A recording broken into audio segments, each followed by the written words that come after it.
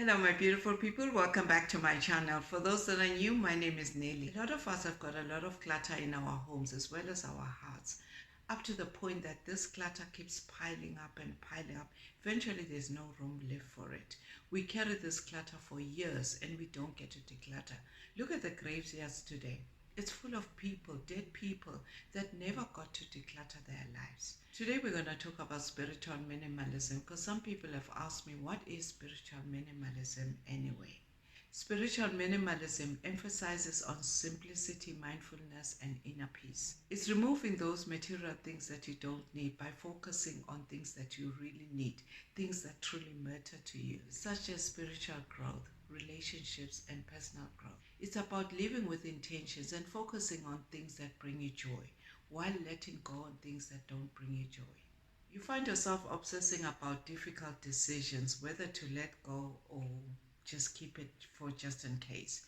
When you find yourself doing that and keeping things for just in case, you'll never get rid of them. They will always sit there, but you'll never get rid of them. But when you look at spiritual minimalism, it's when you can avoid consumption of things that you don't need. By also decluttering your physical environment, by making your daily routine simple, just by cultivating a sense of gratitude and mindfulness in your daily life. What do you do when you wake up? Our minds are so full of clutter that they have become a stumbling block, especially when it comes to those detail-oriented people, because they like to go through every single item and go down that memory lane before they can decide on giving it away or getting rid of it. I know my mom does that. She's got so many clothes in her wardrobe. Sometimes she would buy just one dress in all the colors that she likes, up to the point that some of those clothes, they still got their tags on. They've never been worn. Some styles have gone in and out, but her things are nicely packed in her wardrobe. But the problem is the wardrobe is falling apart. Each time I open that wardrobe and I see how it looks, like this, I just quickly close it. Because I'm not going to go through that memory lane with her, and she does that. She'll want you to remove everything. And then she goes through that memory lane with you. And at the end of the day, she hasn't got rid of anything.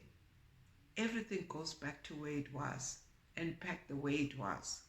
So even if it's not just clothes, maybe it's books, or maybe that furniture that doesn't even go with your style that your grandmother left for you before she died. But because you're feeling bad of getting rid of it, you keep it. Just know that the furniture that you have right now, your children may not like it as well. So there is nothing wrong in getting rid of something. If you want to keep something that belongs to your grandmother, just keep something small. There's nothing wrong with that. The thing is, even when it comes to your mind, you need to let go of things that are hurting you. That when you think about them, you just get hurt. You don't want to let go. And yet these are the things that are holding you back, without you knowing that if you can just let go or forgive that person or get rid of whatever it is, some of the doors in your life can start opening up without you realizing it. When it comes to spiritual minimalism, it's a way of living that encourages us to be more present with our inner selves rather than the world around us. This is when you make that decision and evaluate, what are you doing this for? Are you doing it for yourself or the people around you? How is it going to benefit you? If you find that difficult to do, ask God to help you with that.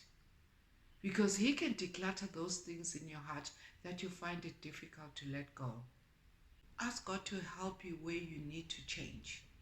This doesn't mean taking those drastic measures to get rid of everything and everyone around you. Just take one step at a time to change. Handle it your way. You can do it. I know you can do it. I was able to do it, so you can do it. I'm not trying to make you declutter everything that you're holding on to, but take one step at a time, even if it means doing it on a weekly basis. But it's about making those decisions and even removing the people around you that are not walking in the same direction as you are. You find yourself, you've left an ex 5 years ago or divorced someone 5 years ago, but you're still keeping their favorite t-shirt. How are you going to accommodate space for that new person that's going to come into your life if you're still keeping old memories? How are you going to do that? And a lot of us do that. We think we're over someone, and yet you're still keeping some of their stuff. Sometimes you may think you're decluttering, and yet you're just organizing stuff. You're simply putting those things that you're taking it out back into the suitcase. And eventually becomes the just-in-case suitcase without even getting rid of anything.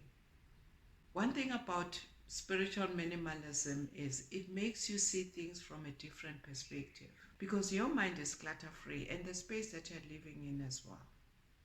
You stop being that victim in idolizing on things that you don't want to let go. When you decide not to move something, it's because you don't want to make space for that something new. Same as spiritual minimalism, you need to declutter the old you, your old self, so that you can be able to become a better version of yourself. Because one thing, when you have the Holy Spirit, you become a better version of yourself. There are things that used to matter that don't matter anymore, things that you find yourself you can do without, that don't matter anymore. Because at times the things that you see with your own eyes are mostly the things that don't matter, as compared to the things that you don't see, that are in the spiritual realm. When you let go of things, it creates that peace of mind. And yet we're so focused and obsessed with our possessions.